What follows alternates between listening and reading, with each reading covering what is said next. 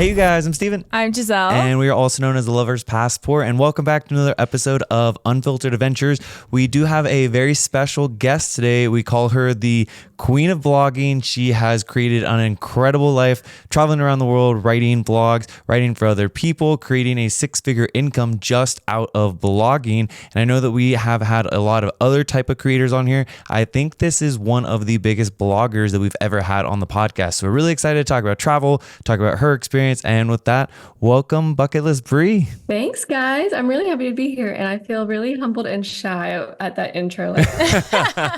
We'll be your hype man and woman. Yeah, I mean, honestly, yeah, let's just do it both ways because I love you guys very much and what you do here in the creator space. So yeah, I'm really happy to be here and to share my insights and hope that they're valuable for your audience. So I think I feel like I've probably talked about you on the podcast before. Oh, we 100% have. I feel like anytime we talk about the blog at all, sphere. she's like, well, Bri told me that. And I was like, I okay. just have to. So for those of you listening, Bri is my blogging coach. She is the first course I invested in for blogging, and only course actually that I invested in for blogging like a couple years ago. Whenever you first launched it, I think I got it almost 2.5 years ago. I think I got it the day you launched it. I don't remember. I was like, I know I need this, so I'm just going to buy it, and why not? And that's another thing. That's why I love courses, because they put you in a much better place. My blog was a piece of shit when we first started. I remember getting on our first call with Bri, and Bri laid it out there. She's like, you need to change all of this. But it was good because now we are monetized on our blog. We're getting I think consistently the past couple months, we've been getting around 60,000 sessions per month. And so, yeah, Bri gave us the kick in the butt to really focus on our blog, and we're already starting to see a lot of results. But I will say that was the hardest platform to grow for us. Mm-hmm. So it's incredible that you are out here doing it full time. So do you want to give us a little bit of backstory for those of you who have not seen your page before, how you got into blogging and kind of what your timeline and your journey looked like? Oh gosh. Yeah. First of all, Giselle, you were my first course student. So I'm honored. Always been so special. And I talk about it all the time. I just love that we were both in the same circles, first with Danny's course, and then you get into my course, and then I just hopped on a coaching call with you the other day. So I just love that it's full circle. But yeah, I've been blogging since 2015, but not with Bucketlist Bri. So I've been in, let's say, the industry learning SEO and affiliate marketing and the ins and outs of blogging for quite a while, but I didn't take it seriously and turn it into a career path until about the end of 2019. In between those years, I was living in Nepal. Me and my partner, Paul, we were living in Kathmandu, just starting our businesses. We had a cat blog that was inspired by our travel cat, Yoda, which I'm sure most people who have followed me know about my story with Yoda, who is now gone. But it all started there. So humble cat bloggers, and we started a natural beauty blog. I ended up selling that blog, and just through these little niche websites, we started learning about SEO and affiliate marketing and working with brands. With Yoda's blog, we worked with Royal Canine and Litter Robot and just some top name brands. And back in the day, of course, I had really no idea what I was doing, but it was just the fact of doing it and being in that space and trial and error. The first blogs I ever wrote were trash, absolute trash. Same. I mean, it's hilarious to actually look back at some of them, and I've kept some of the original posts that I've done 10 years ago. Yeah, but I've just been blogging for a while, and even before I started my first niche website, when I was living in France in 2013, I was keeping an online journal, which was basically the OG blogging.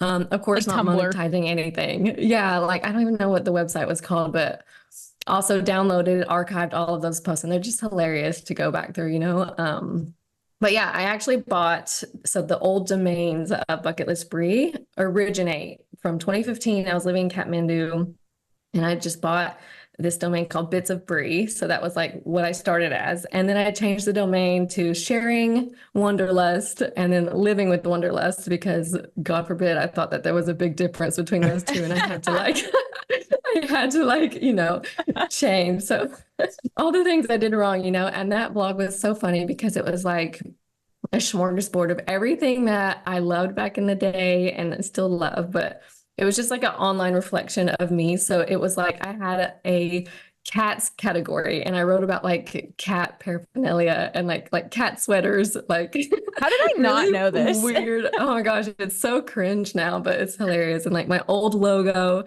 Oh, everything is just so funny. I had like photography and then like travel tales and recipes and then like cats. And She it had was no just niche. so, yeah, absolutely just wild out on the web.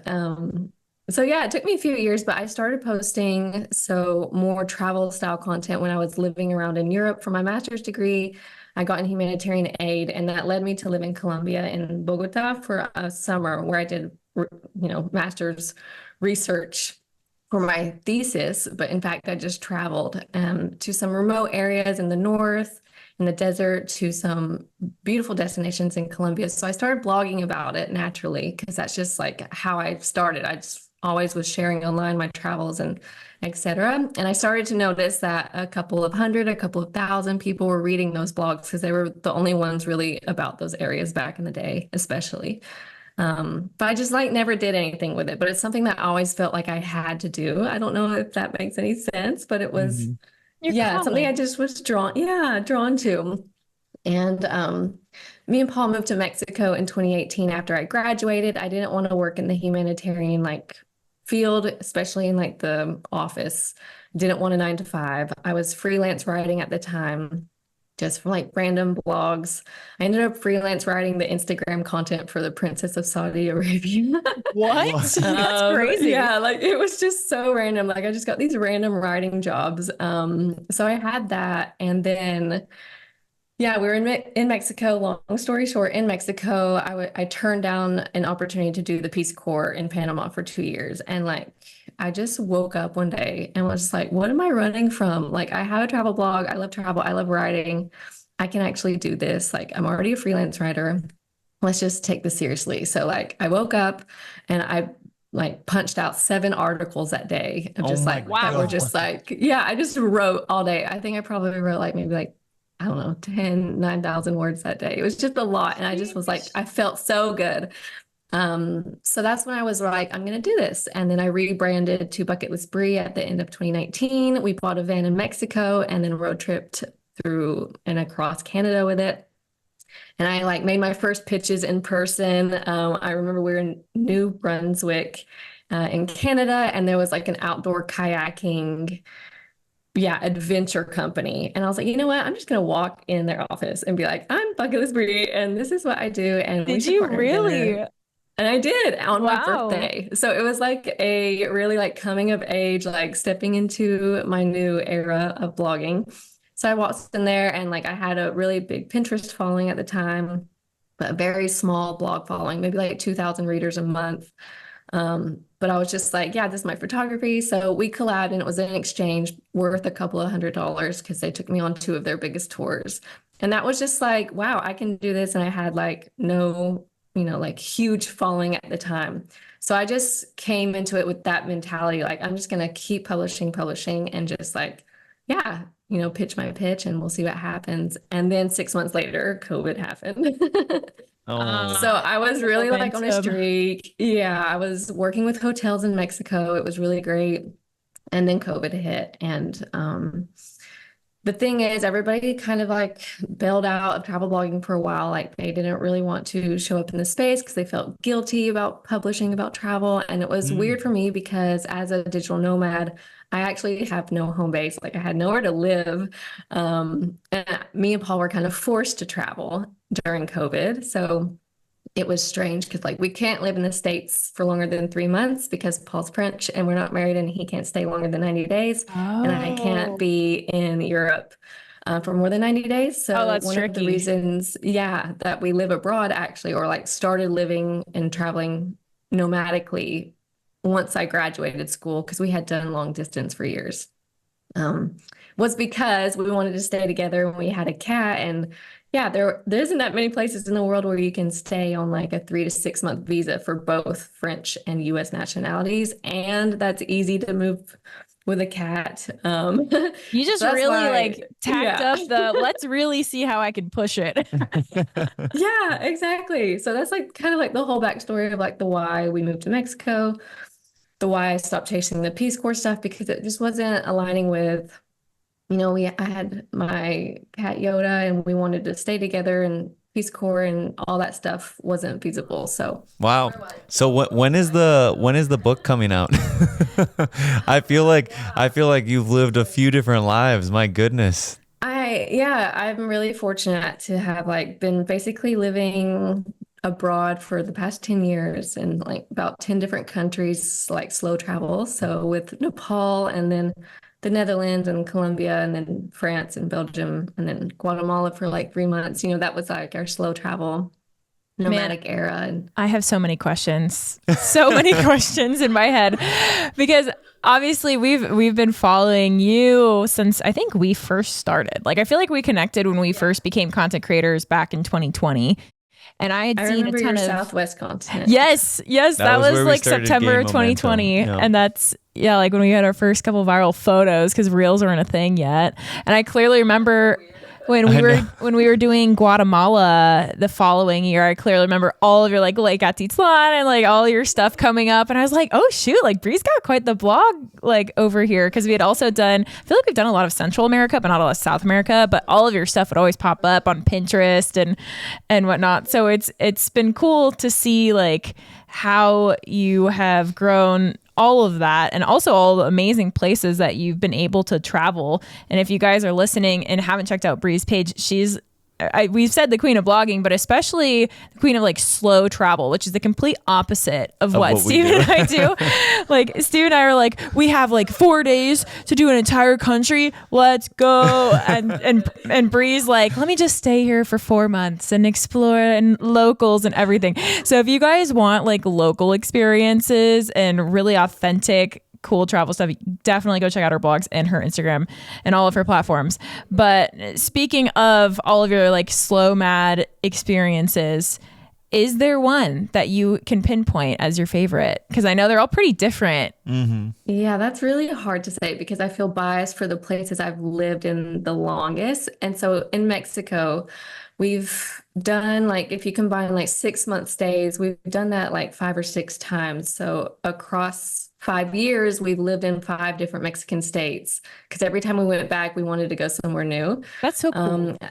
Yeah, and so I feel like I have a really big attachment to Mexico, and it feels like home every time I go there. I'm just like, yeah, like I'm back. Like Spanish starts coming out, and I just feel so at ease. We're learning Spanish now, by the way. Shout out to Rosetta Stone. Yeah, we haven't started it, but we just got a Rosetta Stone subscription yesterday, so we're committing to it because we also love Mexico. That's like the first country we ever went to together. And that's just like, we try and go like once or twice a year because we're in California. We're like right there, you know, but Yeah, I mean, especially Mexico, like to think me and Paul, I remember the day we were in Belgium. It was hideous outside, like cold, rainy. I hadn't seen the sun in like 60 days. we would not be okay. I know. Exactly. I was like, I need sunshine. So that like we had 3 choices for where to move to next in 2018, Panama, Mexico, or Canada, because those each had 6 month visas. And we had never been to Mexico. And of course, like back in the day, like I say back in the day, okay, so 6 years ago, like I didn't really know about Mexico. Mexico wasn't really on the radar like it was for travel, like it is today. Like a lot of people just thought it was super dangerous and didn't want to go, I feel like. I feel like it used to like low key be pretty dangerous, but nowadays it's like I mean, they say the same thing about most Central American places. Like with Yeah. Guatemala, I feel like it's much safer now than it was like Yeah. 6 years ago. Yeah, and it's just that exposure. And yeah, when I mentioned it to Paul, I was like, let's go to Mexico. He was like, what's in Mexico? And I was like, I don't know, like I've never been there, but let's go see. Margaritas. It is. Yeah. We moved to this amazing beach town. And it was because I had found like an NGO there that I wanted to work with and coming out of the humanitarian field. But in fact, like, of course, they did not need me. They were thriving on their own. So I ended up volunteering with them, but we formed a community and we ended up living in this beach town for on and off 2 years. And that's where I started writing more travel guides. And just like really getting in. Yeah, that's basically where I started. Like Bucketlist Bri was when I was in San Pancho in Mexico. And so it all started there. And then we just felt like at one point we needed to move on. So we had been there on and off for 2 years, and me and Paul were sitting on the beach at sunset because we never missed the sunset there. It's amazing. And we're like, yeah, there's something else. Where do we go next? And after that, there was COVID. There's like lots of in-between travels, like getting passports renewed in the US and like going back. All the logistics. Yeah. I mean, there's just so much little things that happen in between and big things too. Like Yoda got cancer. We noticed he had a huge lump when we were in Guatemala. So we had to go back to the US. And for like 4 months, we stayed there and just made sure that Yoda got his treatment. But then after that, we went to the Caribbean, and we stayed in the Caribbean and then went to Portugal and then back to Oaxaca and Mexico. And just, yeah, we've been traveling nomadically like that. So every 3 to 6 months, we move locations. So going back to your question, a favorite, I'm really biased for Mexico. And Guatemala, because I think, yeah, that country is very underrated and it's just amazing. So the slow stays, I'd say Mexico, Guatemala, but then also for somewhere that I've just lived and want to keep going back to and really recommend everybody go visit is Nepal. I went back for my 30th birthday on a solo month trip. And after having not been back for, 8 years. And so I got to see old friends, old colleagues. And it was amazing. And it was really healing because I actually lost one of my old colleagues and best friends from when I was living there. She died from cancer before I could see her again.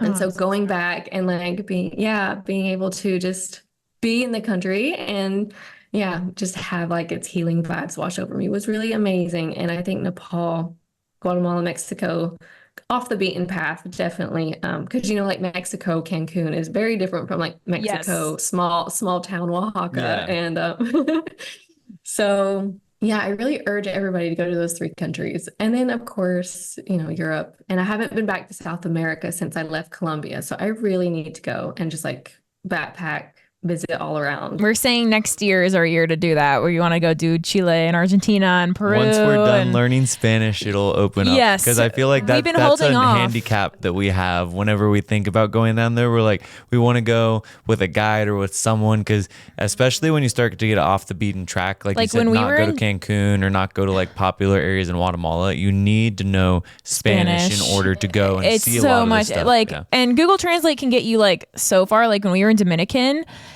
when the first time we went out there, not like the second time when we did Punta Cana, that's the resort area, everyone speaks English. But like when we were in Samana and Cabarete, like nobody spoke English, and we speak very little Spanish. I took French. I took French in high school, so that didn't really help me.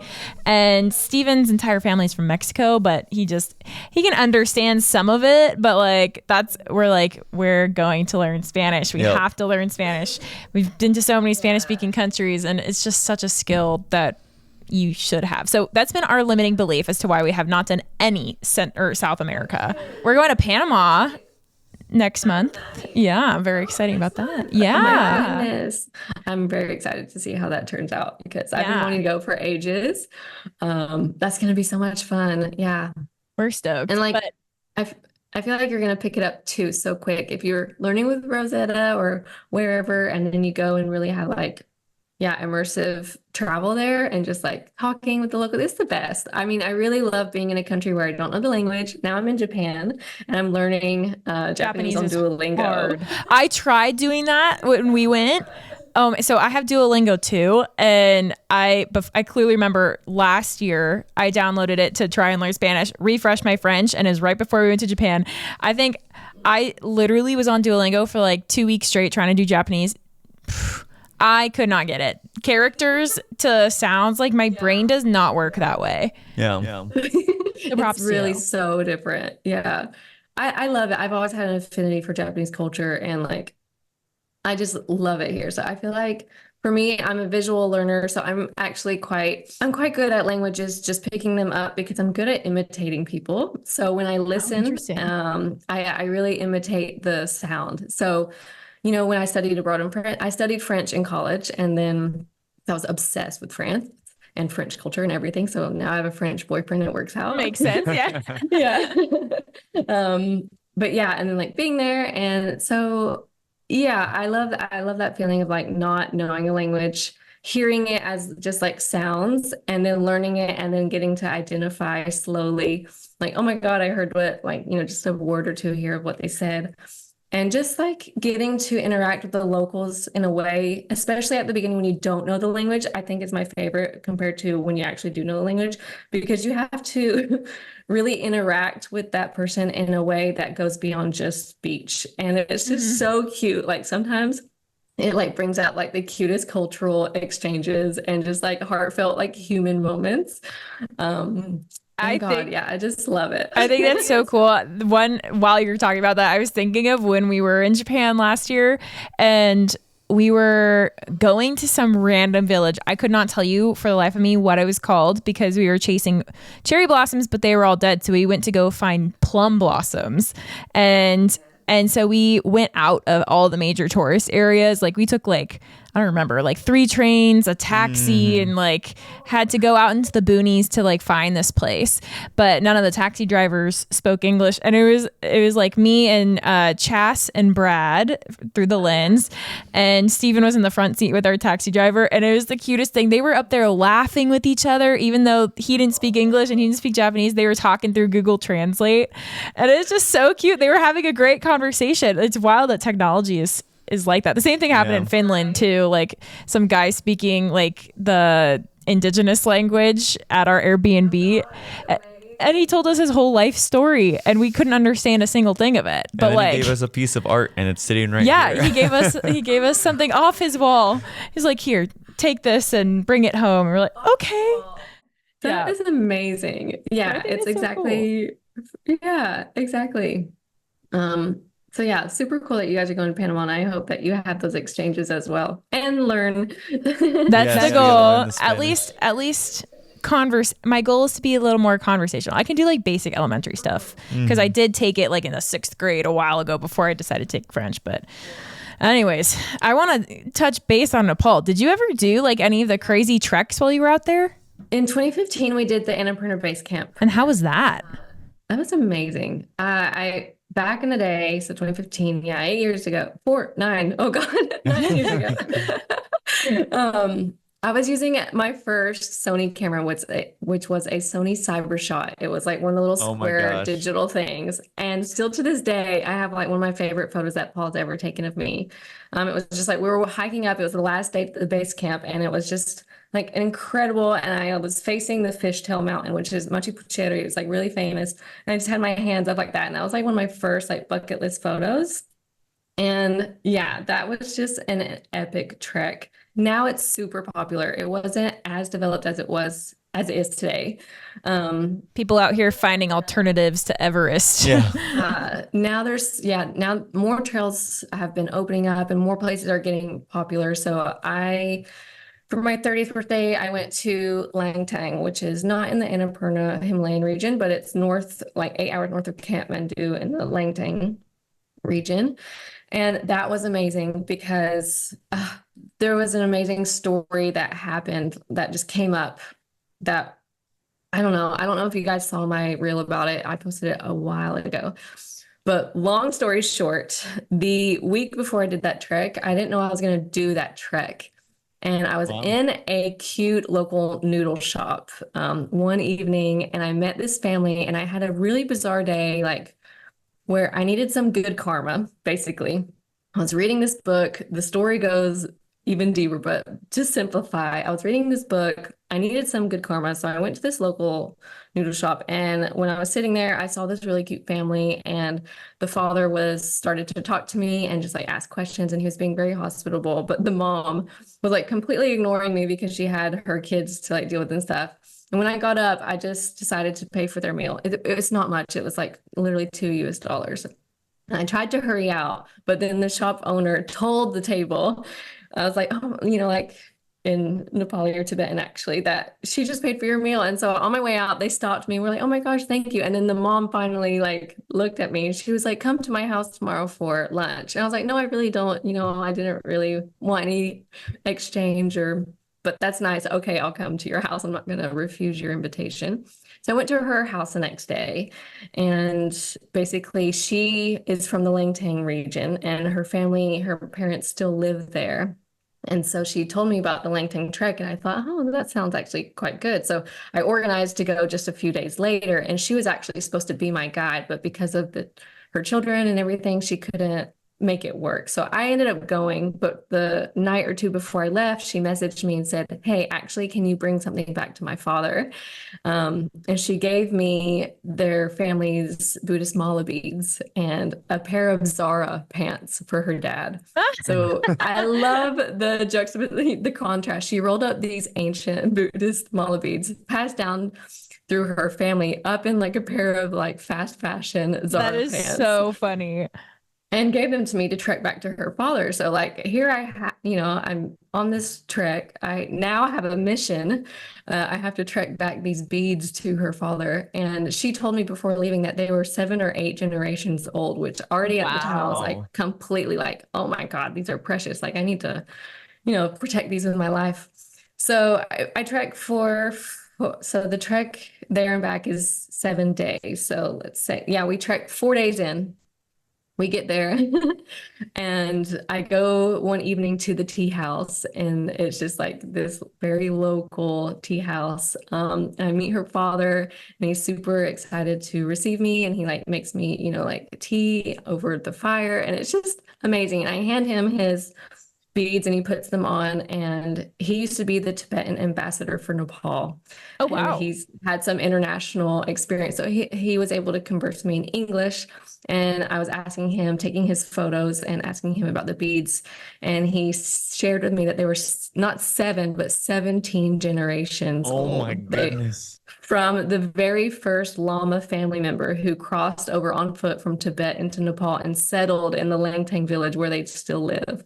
And it was just like this insane, like That's magical crazy. story.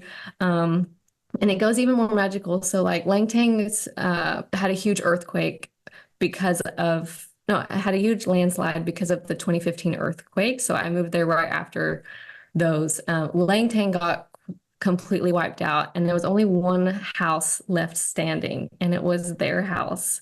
So it was like this, like the ancient house that they have been, it's been rebuilt over the years, but it's like still just so old. And like the story just all came together, and I became really good friends with the mother, and it was just magical. And like I'll never forget that experience because it was so much more than just a trek. Yeah. That's so cool.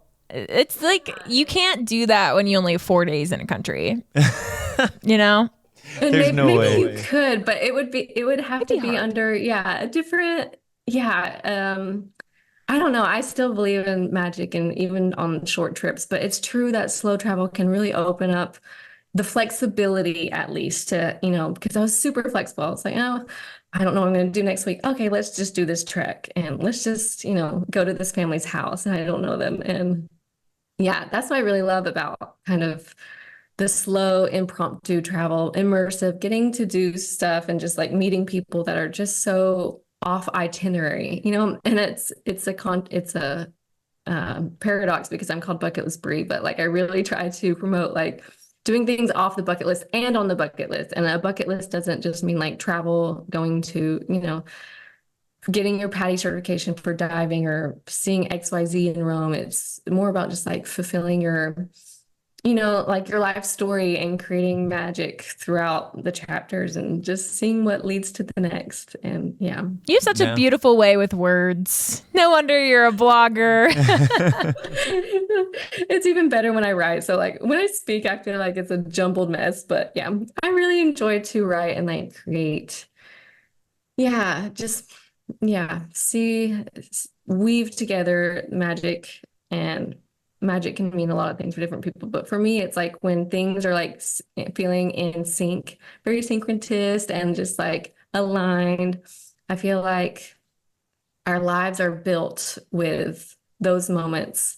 And that's like kind of like, living your full story, living, whether it's unconventional or not. And I feel like our journey, nomadism, even the story of my blog, everything always has a backstory. And so I really feel like story is like the core part of it. And so it's really amazing that, as content creators, as bloggers, as YouTubers, as, podcast hosts, that we can share these stories and like not have to be Like held just under some like editorial standards. Yeah, just to you have the share life. Mhm. Yeah. That's amazing. Yeah. And I know obviously like you are primarily blogging, but how has it been like you're traveling, you don't have a home base, you're fully remote, and you're also doing social media on top of it. How do you balance it all? I am not not balancing.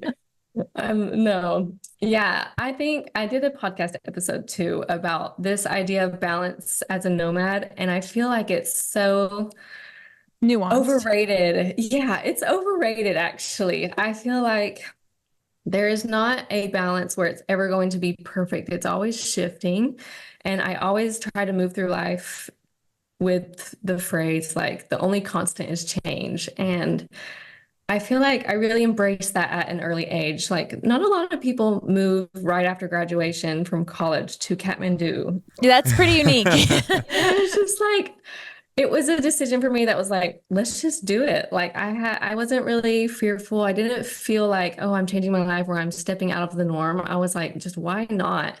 And I didn't, I've never really felt that pressure to, I don't know, do things standard or something. And so I feel like that's given me, number one, immense privilege to be able to create my own business, to live wherever I want and stuff. And I recognize that wholeheartedly.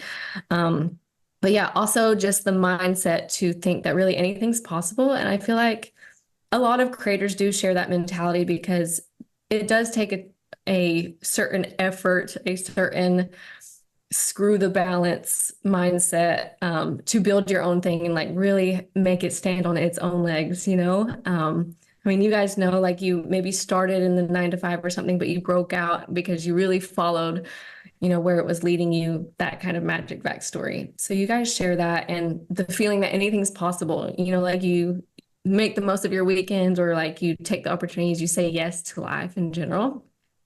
And so for me, the equation or like the question of like, how do you balance it all? It's never really been something that I've nailed down to fit into like a schedule from 8 to 5. And then it's really a personal struggle, but I think it's also something that can be applied at large to like the nomadic lifestyle because everything's changing. And for most people, it's very stressful to not know where you're living or sleeping.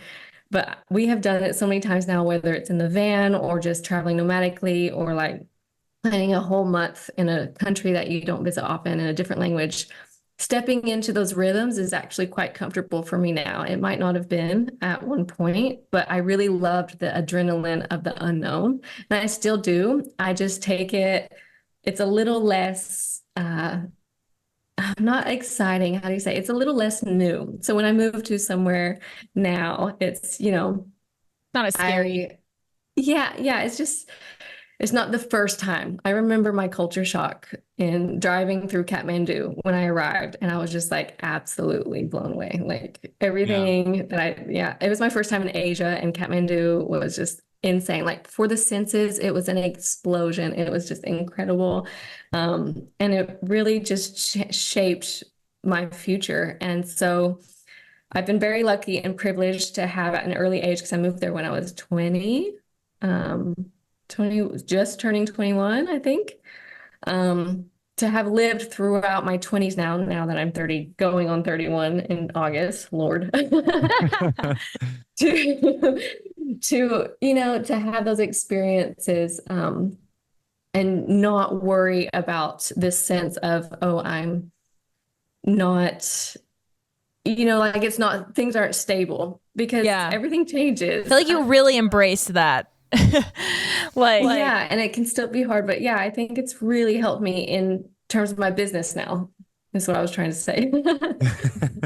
You almost get comfortable in the uncomfortable and just enjoy that process. Exactly. And I get really itchy if I if I'm not working on something new, and at the same time, it's not good or not bad, but it's true that I have a tendency to always feel like I need to be, um, Doing either something. working or exploring. And that's also the thing about being a travel blogger is that, vacations don't feel like real vacations anymore because I'm always thinking Your brain can't turn off. It's I feel like every person we've had on the podcast says the same thing. It's like once the content brain is on, you can like mute it for a little bit, but if you don't have your camera, like you're still like, oh, dang, that'd be a good shot, or like, or like, oh, I need to write this down so I can remember to put in my blog. Like, gosh, yeah. So there is part of like that, the not guilt, but it's like that kind of pressure. And the turn off. so I think, yeah, the balance there for me,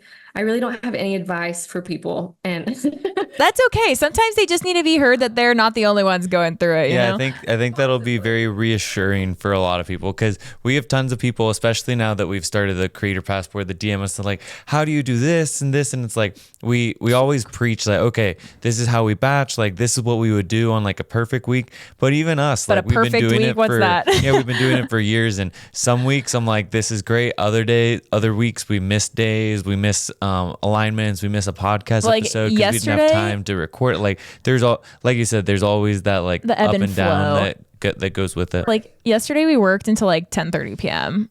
And then like today, another really, really busy day. But then like the next day, like we're traveling. So we'll probably not get any work done at all. So it's really just like, you hope for the best.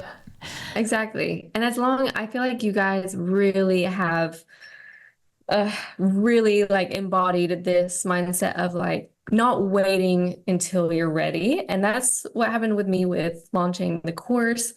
I was on my way to reaching Mediavine with Bucketlist Bri when I had already started creating my course because like I knew like, sure, I wasn't the most, the highest, The most amount of sessions ever. Yeah. yeah, exactly. Compared to other bloggers, but I had like this ability to really decode blogging, especially for people who want to learn. And I have a good way to, relate to people and their struggles with blogging. So that's what makes me a decent coach, I'd say. More than decent, coach. Thank you. I was gonna say the person that we had. So we have like a few blogging lessons in our stuff too. But then one of our students, Lana, she Who also in has your course. also done that, and she ended up teaching like a mini blogging session for other people inside of our things, and she's also gone through it. So it's kind of funny. She's like, just go sign up for Bri's course. And I was like, that's what I said too. Just go sign up for Bri's course if you're interested in travel blogging because you'll learn everything that you need to know there.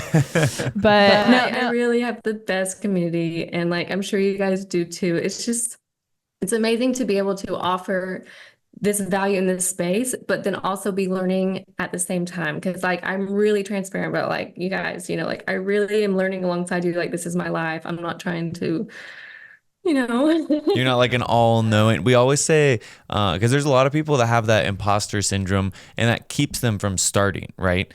But we always say you need to be like only really 1 or 2 steps ahead of the person that you're teaching in order for them to learn something and get value from it. I mean, when we started creating the Creator Passport, I think we still only had like 250, maybe 300K on Instagram, which I mean is okay, but there were other creators that had way more that had been doing it for longer, and they had courses and they had other resources and they were giving all this value. And we were like, what else can we really bring to the table? But I feel like from our experience, that's one thing that we always like to say is like, we were in your shoes too. Like we were there, we've been through the same exact struggles. We had to go through the same failures. We had to go through the same learning curve.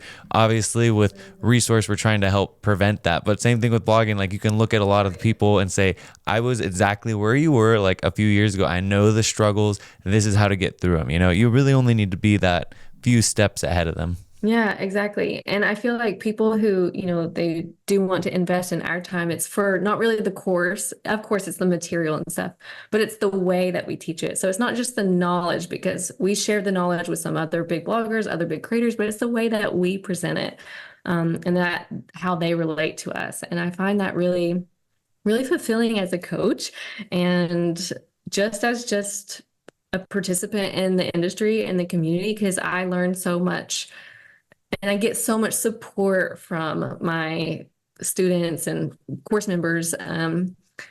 Yeah, so I really feel like it's transactional in that way. It's like both ways. Like I really get so much support and just, yeah.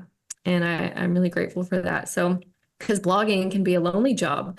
You're behind the Mm. screen. You don't really like, you just do your own thing. And there are faceless bloggers that do very well, like $50,000 plus a month in just affiliate revenue Wow. and income.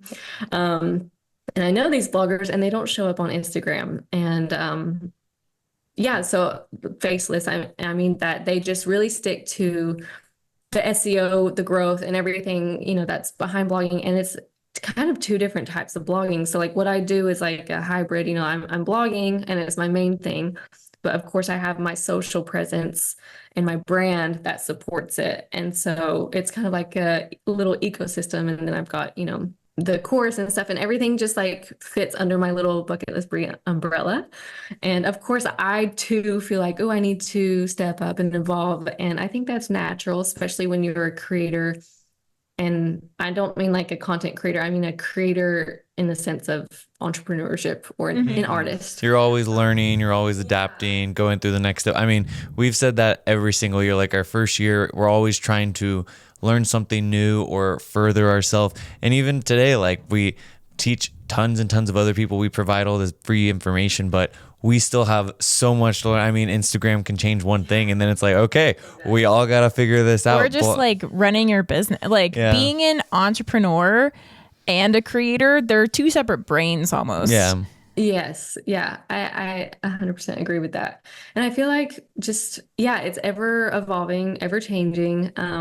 And we as brands, as people, are not fixed either. So we evolve and change in our style and stuff. And so I'm really interested in to see how it's going to move in the future, especially with AI and just like in general, how blogging and Google and gosh, this industry, how tourism boards are really looking for, creators and influencers instead of like ad agencies and stuff to really promote destinations and just across the spectrum, how things are like people are really taking ownership of their own brand.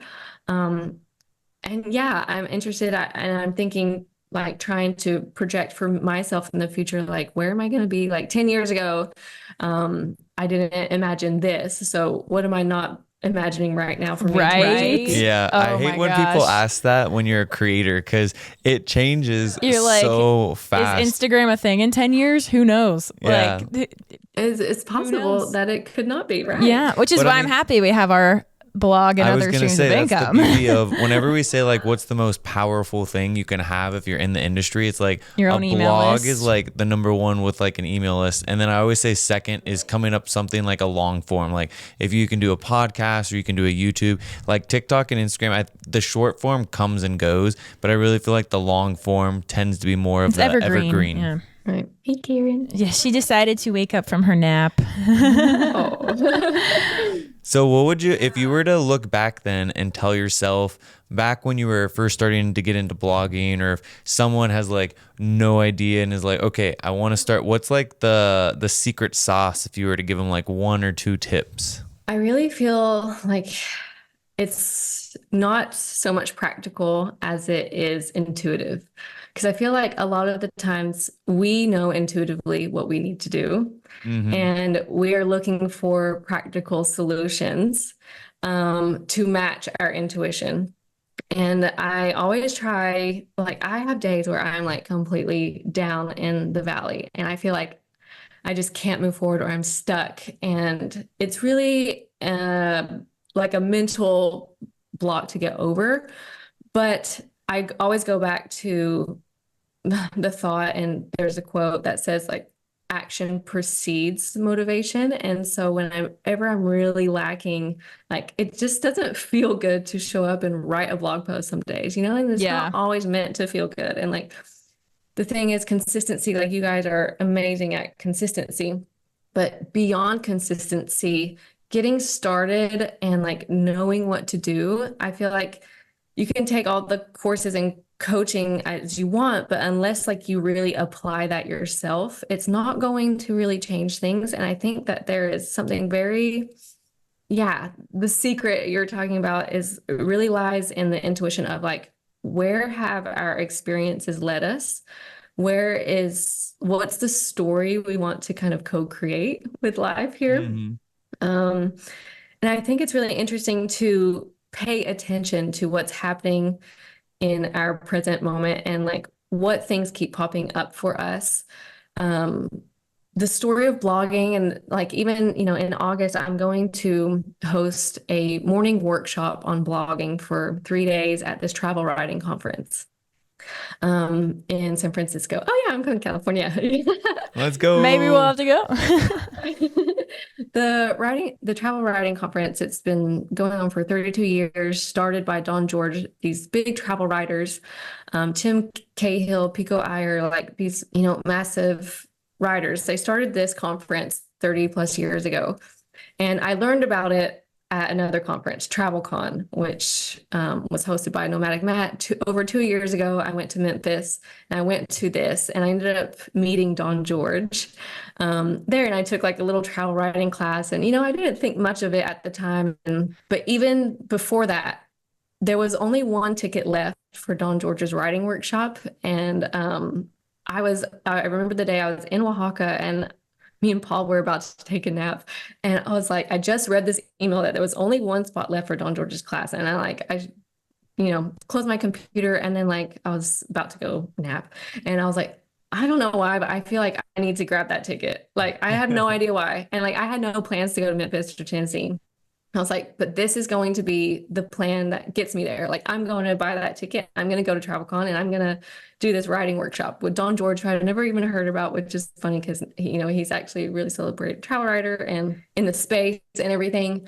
So I just went and then, I met him. I didn't really think much about it. And then at the end of that conference, so at the end of those 3 days being there, we met right at the escalator, right before he was about to leave. And like we had such a good energy just communicating between us. And he was like, you know what? You should really come to this conference in San Francisco in August.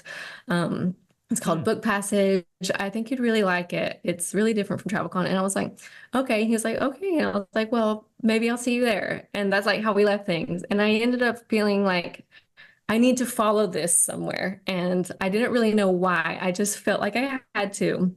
And so went to this conference. It was like life-changing. Like the magic at that conference that first year was incredible. I won a photography award for my Guatemala photos, which gave me like a scholarship to come back the next year on like a free ticket. Wow. Yeah. So I went back last year and also amazing networking and everything. And so this year I'm invited back as faculty to host this morning workshop. And so it was like, 3 years ago, I had no idea, but I had this sense that maybe I should pursue it and stay curious. And now I'm going to be on the faculty giving a morning workshop for 3 days at this conference with an amazing co-host who is a celebrated writer and like film director and diver and everything. So it's just, that would have never happened. Like this would have never happened had I not pursued or like been curious about that little tug, that intuitive pull. And that is what I really try to relay here, like for anyone listening who wants to get started in blogging or writing, or whether it's content creation or not, just that lifestyle, that pursuit of where am I going here, just to stay curious and really follow that pull, that tug, because it really opens up. And I feel like it is bringing you in more alignment with like your gifts or like your talents, like the course, becoming a coach. I feel like that's something that I was like naturally drawn to. And I just had to commit to building out the course for, 6 to 9 months. It took me forever and I didn't know it was going to work. And the day I launched, I didn't have like an amazing launch plan, but like, there was people there ready because they had followed my story and stuff. And so it just. I was ready. I was ready for you. Just how you were ready. but I love what you're saying, like the stay curious and following your intuition. Cause I think a lot of people ignore intuition when it comes to business. Like I think people follow intuition a lot for their personal lives. But one thing that really has got me thinking this year in particular was how we ended up joining this like entrepreneurial mastermind this year. And it was like so serendipitous how it all happened. Like we met this guy out hiking in Sedona a couple years ago. In a cave. In a cave. We were with Karen, and she like, you know, was being a Karen, and we're like, oh, sorry, like she's barking, whatever. And that's how we kind of started talking with him. And then he like connected on Instagram, and he just like posts hiking photos for fun. He's not like an influencer. And we stayed connected, and then we were doing our engagement photos in Sedona in 2022, and we had posted that we were coming, and he was like, hey, like if you're not bringing Karen, because he had cats, like you can stay in our guest room. And we're like, oh, we're not bringing Karen, and that'd be great, because we were just planning on car camping and then like try to get ready out of our car kind of stuff. So then we ended up staying with him. And we got to know him and his wife a little bit more, and they took us out to dinner and kind of talked about what they do. And they just so happened to work for like our now mentor, but we stayed in touch. And then come this year, we get an invite from him, and he's like, hey, like our mastermind's coming to Santa Barbara of all places. Like, would you guys be interested in teaching social media? And we're like, sure. That's the one weekend out of all of Q1 that we're actually home. So like, we'll go up to Santa Barbara. Like, what are the odds? Okay. And then we get up there and we teach it. We stay for the whole weekend because they let us like sit in on it. And then like afterwards we're like, dang, I wish we could join, but like they only open it like the year prior and all this stuff and blah, blah, blah. And we were launching Creator Passport like what, 2 weeks later, 3 weeks later. And it was all like people who own their own digital products and courses and stuff. And it was just such an electric group. Like everyone there was so amazing. And like we're in it now, but like the way that came about was there were like 2 people who had dropped out and they had 2 spots left. And because we had attended the mastermind as teachers, they made it a exception for the first time in 10 years. No, 17 years. 17 years for us to join. And it just that little chain of events and like how that all works, and then how that affected like us launching the Creator Passport and all of what we put into it, and then how that in turn affects all of our students. Like it's just crazy to think about like how small little things align like that down the line. Yeah, that is wild. And that is a perfect example of like, yeah, just seeing where things go, and then it makes sense when you look back on it. You can connect the dots easily, but in the moment, you're not quite sure. And a lot of people will second doubt during that unsure stage. Like, I don't know, they can't envision it or something, but that's like the unknown, just go for it. And then it's like kind of waiting for you. And if you commit to it, like the universe will totally commit to you. Yeah. I think it's so good too, like in that stage of where you're going back and forth of, oh, I don't know, is this the unknown? And having a community of people around you that are also like just supporting that. Like that's one thing that we tried to foster a lot with like these new people in TCP. And then at this meetup from this past weekend, we had a bunch of people come out to LA. We hung out, a bunch of them got Airbnbs, and we actually just had them on the podcast, and they were talking about just the connections and like how they all push each other and like really encourage anytime they're like questioning something, they're like, no, you should like totally go for it. Like surrounding yourself with like-minded people. Yeah, like-minded people that are going to push you to that next level, or that are also in that same stage of like dealing with those uncomfortable moments. And I feel like you totally have that in your little Slack community as well. Yeah. Everyone's so supportive of each other. Oh my God, yeah, it's amazing. But and now with these retreats that everybody's so hyped for, and I cannot wait. Oh yes, you have to explain what you're doing to the people listening. Yes. So yeah, I'd be happy to. So with my course, Bootstrap Blogging, we're going to be launching Bootstrap retreats. So there'll be like group trips with a huge focus on like blogging workshops. And so the first one we're launching is going to be like the flagship members only, just basically for all the members who have been friends online for 2.5 years to meet up, because we've met in person here and there. Like I've met Carrie from Oceanus Adventure in Canada. I met Lita from Lita of the Pack in Mexico, and like they've also had their own meetups and stuff. I'm gonna be meeting Jo in September for her wedding. Oh, that's so we've exciting. Never met we've never that's met crazy. in person. It's such a cute story, but yeah, she Yeah, it's amazing because I'll actually, the first time I'll meet her is at her wedding. So it's a really cute, like online friend course student coming of, friendship in real life. Anyway, so yeah, Bootstrap Retreats is really the idea is to bring together the community and to just meet each other in real life and chat. And so that's going to be members only. But then with Joe, we're going to be co-hosting another type of Bootstrap Retreat, which is going to be open to like anyone wishing to learn more about blogging. And so it's going to be like a group trip, but focused on like blogging workshops. So those will be launching next year, and I'm very excited. So 2025, keep a lookout. I'm gonna try and join one. Yeah, come to Morocco in January. I think group trips are such a fun way to meet people. We always love hosting our own, and so like if you guys are always looking for people to travel and no one else will go with you, or if you just want to meet a rad group of ladies or other bloggers, then I definitely recommend checking out Bri's public ones once she launches those. But now I think it is time to wrap up. It's time for the last question. So my favorite question ever is, what is the most exciting thing you've ever done? And you've named some pretty dang exciting things already. So I'm curious. This was my first. Exciting. Yes, this is my first question that I ever asked Giselle when we first met. Like besides, like, what's your name? Besides what's your name, but like first like actual question the night that we met. So I always think it's a very fun question. I want to know your answer first.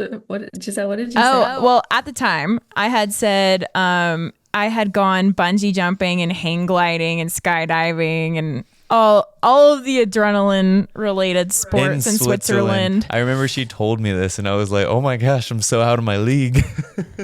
I thought you were going to say, oh my gosh, I'm so in love. Took him a second to get there. So my league. Oh, that's so funny. But we've had a range of answers on this podcast. We've had like eating scorpions, going to a crazy party, shaving my head, and going on a retreat, like all kinds of stuff. Oh Lord, so no pressure. Okay, the most exciting. That's the thing. Let's explain exciting. Is it like daring? It could be. Well, that's the thing that I love so much about the question is it's all about your experience with exciting, because everyone has that different, like everyone has nervous, a different could fancy be that tickles. Daring, could be wild. Oh my gosh. Okay, I feel like I'm blanking now. But no, honestly, two things come to mind. One was moving to Kathmandu with my cat for 2 years. I'd argue that's very exciting. Yeah, just the getting there and the culture shock of that first drive to where I was going to live. That feeling was, really something that I haven't had multiple times. It was like really that one time, like life-changing moment, excitement. Yeah. But a completely different type of excitement was hiking on Pacaya volcano in Guatemala when it was erupting. Oh, you did it when it was erupting? That's crazy. So those amazing photos of the lava shots and everything. That morning we woke up at 1 a.m. and then shuttled from Antigua to Pacaya, like an hour and a half away, and then started trekking in the dark at like 3 a.m. To get to where the main lava flow. But guys, I kid you not, I'm a huge Lord of the Rings fan. And when we were almost there, the sky was lit up. It looked like freaking Mordor. And I was you could smell, it was glowing red, and you could smell it. You could feel you felt the volcano. Yeah. When we turned the corner and to see, it was a slow moving lava flow, but we got so close. Paul's shoe melted. We roasted marshmallows. I was were you safe, legally safe there? Everyone was just on the board, and it's Guatemala standards of safe. Black volcanic rock and these just huge lava flow, and it was so slow, and it was crunching, and it was just wow. It was just nature at its wildest, and I'm sure you guys saw it in Iceland, and it's just amazing. So that was really an exciting travel moment for me. I was just I kept going, oh my God. We didn't do Pacaya, we did Acatenango and Fuego, but that was, it is crazy. We had some interesting weather, so we only got to see it a couple of times, but when it did go, that volcanoes are just such a force of nature. It's so humbling to be on one. Yeah. Well, anyway, thank you so much for coming on. Where can everyone go and find your stuff? So across the board, Bucketlist Bri, you should be able to find me. I'm mostly on Instagram and then of course my blog. And then if you'd like to check out my course or just ask me any blogging questions, you can go to Bootstrap Blogging on Instagram or, bootstrapblogging.com. That's pretty much my main two things. And then I also have a podcast that I'm trying to get back into publishing more frequently. It's called Slomad Stories. And yeah, I also host guests who've just been like digital nomads, slomads like me, or like people who have like kind of really unique, unconventional stories. I try to highlight those. So yeah, and just stay tuned for more adventures abroad and who knows? I don't know. More Japan. In live. But yeah, Love more it. Japan. Oh gosh. Yeah. Well, make sure you guys go and check out Bri. We love her stuff. We followed her for years. If you guys are listening, make sure to go and send her a DM. Let her know what your favorite part of the episode was. And as always, don't forget to give us a follow if you guys are watching on YouTube, and leave us a 5-star review on Apple Podcasts or on Spotify. That is the best way that you can help support this podcast so we can bring on more amazing guests like Bri. And with that, we'll see you guys next Friday with another episode of Unfiltered Adventures.